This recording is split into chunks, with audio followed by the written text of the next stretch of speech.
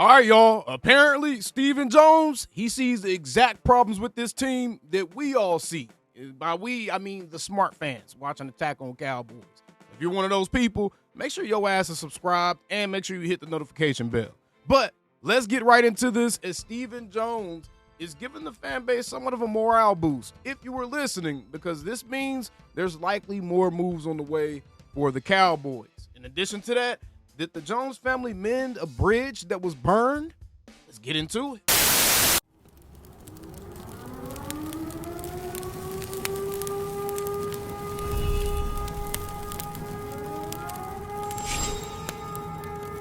Man, shut your up.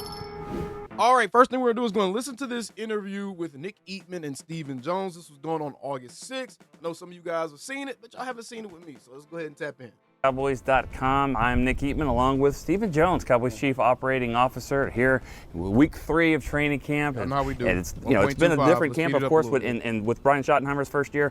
But obviously, there's been a lot of talk. I know you're probably tired of it with the Micah Parsons stuff. Yeah, Since we last talked to you, there's been a trade request. On your end, does that change anything? Has anything changed on your front? You know, Nick, that's just the nature of negotiations. I think any player that's holding out for a contract right now, I think I've read around the league where they've all requested to be traded. So that's part of it. We have no intention of trading Micah. He's right here in camp, and we'll just keep working. I mean, this is how these things work. Obviously, when a guy's not there, you get somebody else is taking his place, and you guys had to practice with the Rams. What did you like about the defense, the offense? What some things that stood out there? Well, first of all, I know it was great just to get out and play against somebody else after you've been going against each other for more than 2 weeks. It's always good to get some fresh faces in here, some new looks, some new things, and certainly I thought our guys answered the bell well. One of the things that Brian Schottenheimer was talking about, and I don't know if you've heard this story, you probably did, but this is one of the reasons why I think you guys really wanted to hire him. He was talking about play calling against the Rams and didn't like how things were going.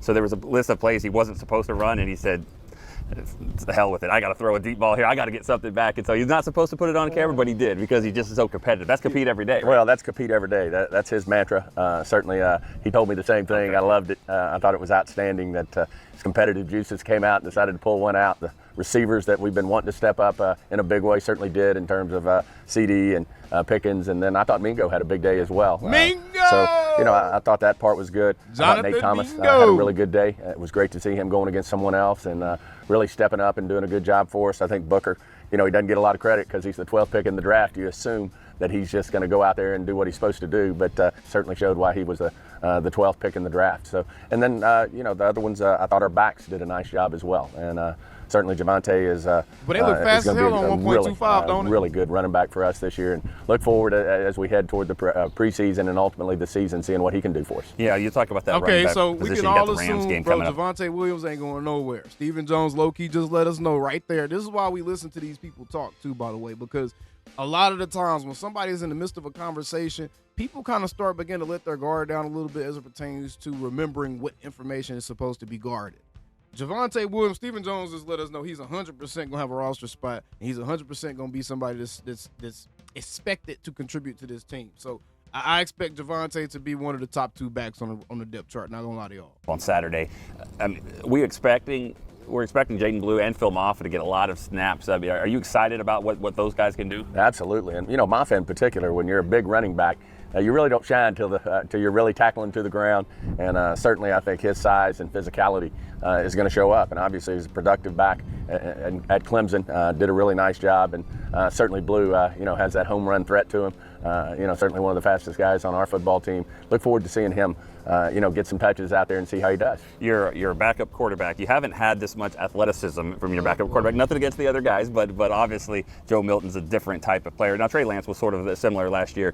He's taken off and running a lot. And you get to the preseason, is that one where you say, hey, we'd rather not do that and just to try to stay as healthy as possible? Yeah, and I think part of him evolving into the quarterback we want him to be is to get to the check downs and not necessarily take off running with it. We all know what he can do with the ball when he runs with it.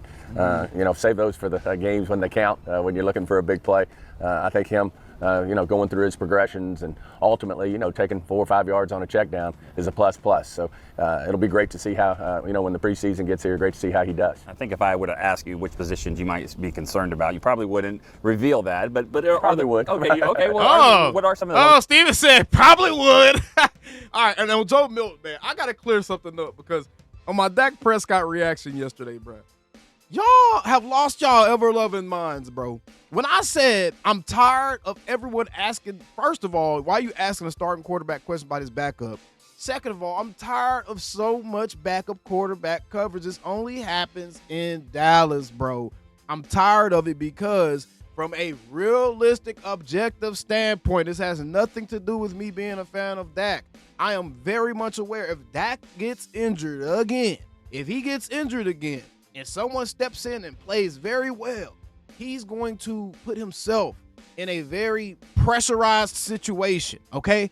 I get that. I'm not stupid, y'all. I don't know why y'all think that I fan the way y'all fan, bro. I am a fan, but I am also a grown-ass man, and I always allow real life to dictate my perception, bro. The only reason I said I'm tired of talking about the backup quarterback is because the starting quarterback is here. He's hitting the cap for like $55 million this season, and he's going to be hitting the cap for another big number next season. And he's getting paid almost $60 million per year.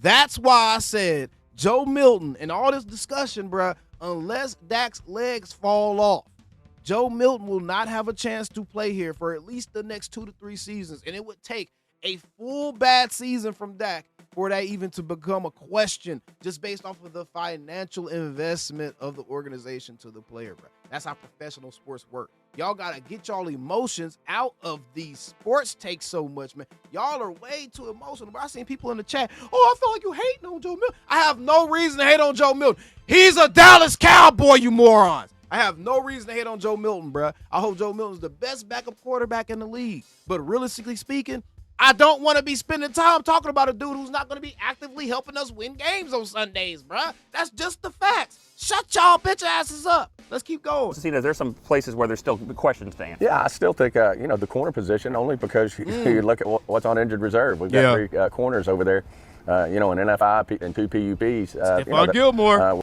Gilly. Hey, Gilly. Bring, bring. Hey, Gilly Lott. What you doing, my guy?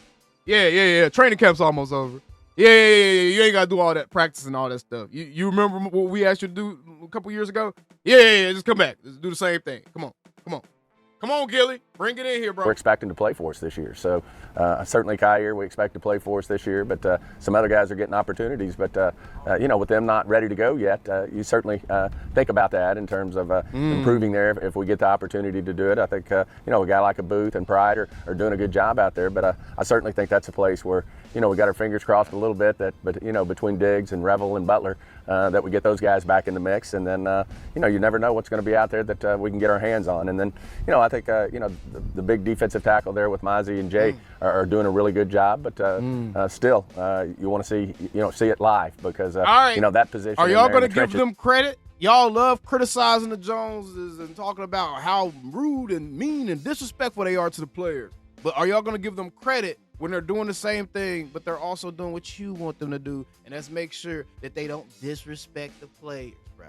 Are y'all going to give them credit? Because he said that Jay and Mozzie are doing a good job, but they need to upgrade that position. And in the corners, he was very complimentary of Booth and Pride, and he was still saying that they want to upgrade that position. Are y'all gonna give him credit, bro? I'm just wondering, bro. I'm trying to make sure you really don't get a great feel for it till you're really tackling to the ground and you're playing in a football game. But I do have a lot of confidence both those guys are going to step up for us. Last one, and you very good sign that the front office is well aware that we do need help at the defensive tackle and the corner room. So that's a very good sign. They didn't come out and say that they like the guys that they have there and any of that BS, bro. That is a very, very good sign.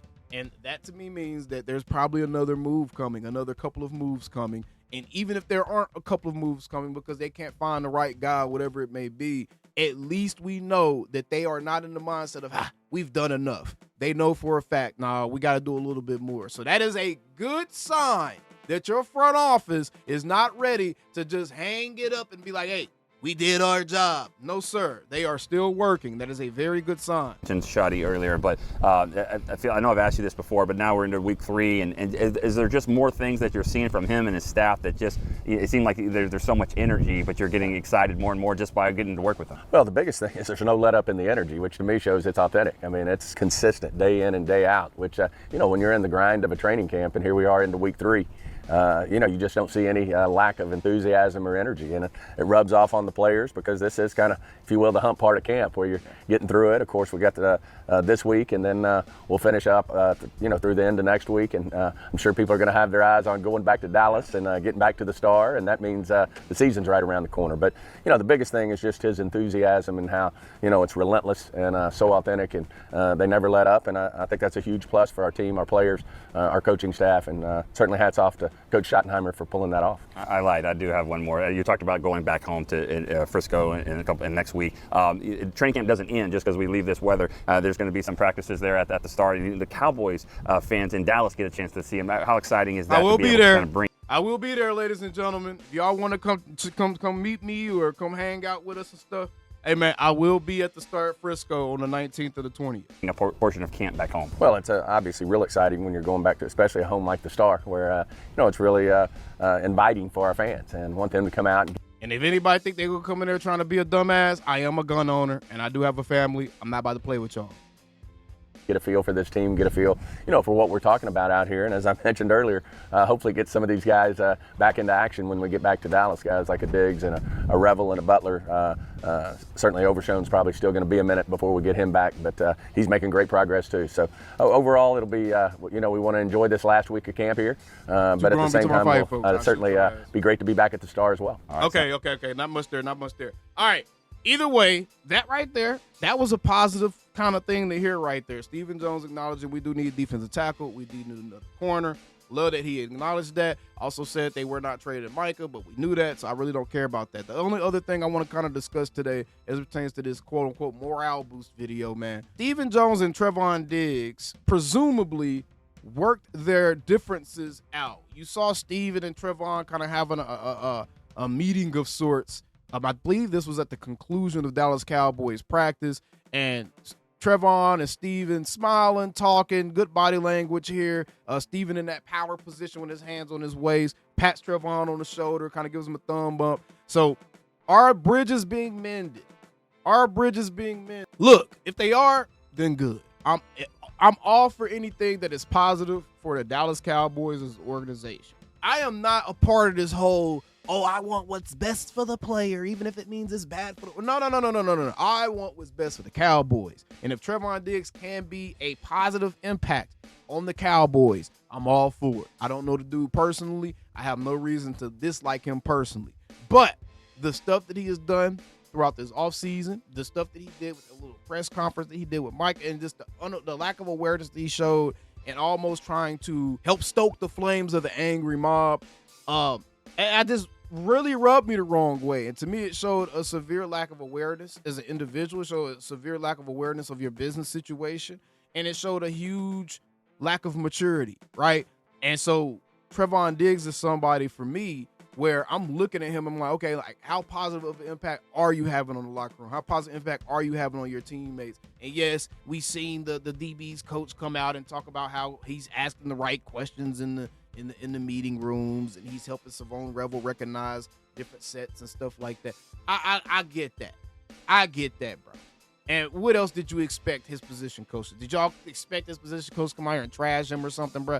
No, he's not going to do that. But to me, this all is dependent. All this don't matter. None of this matters unless he's healthy. Because if he's not healthy, if he can't come back and be Trevon Diggs, if he can't come back and be quote-unquote worth the trouble. And I'm not saying that he's troubled or anything like that. I'm just saying, like, y'all know what I'm talking about. If he can't come back and be worth that, then I still think that he's gone at the end of this year. I don't care what they do. I don't care about this meeting of the minds and handshaking on. I don't care what they doing. If he can't come back and look healthy and look like an NFL player, and if his skills are diminished or deteriorated to a degree to where he can't be what they need him to be, then it doesn't matter, bro.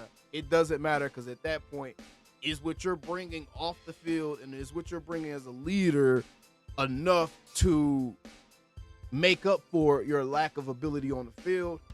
I don't think the front office believes that that's the case. And personally, I don't think that's the case. I'm ignorant, but I don't think that's the case. I'm just saying. But either way, Diggs is a Cowboy. Y'all know I support my Dallas Cowboys. We're going to support Trevon Diggs. Very positive to hear that he's been a positive influence in the meeting room. Very positive to hear that he's been a good impact on a Savone Revel. very positive to see this interaction with he and Stephen Jones. But at the end of the day, man, Diggs just, I got to see more. I got to see more before I'm convinced and ready to just come back around. Like, hey, go Diggs. I got to see more, bro. Appreciate y'all for tuning in. Let me know down in the comments below. What did you think about what Stephen Jones had to say? What do you think about Trevon and Stephen kind of having a meeting of the minds here? Let me know down in the comments below. I'll see you guys on the next one. Now, pow! Them Cowboys. Calling me, texting me, paging me, asking me, am I still them boys? Y'all usually check on me. Listen. I'm still them boys. Hey! Woo! Oh, shut up, my boy. Hey! I'm still them boys.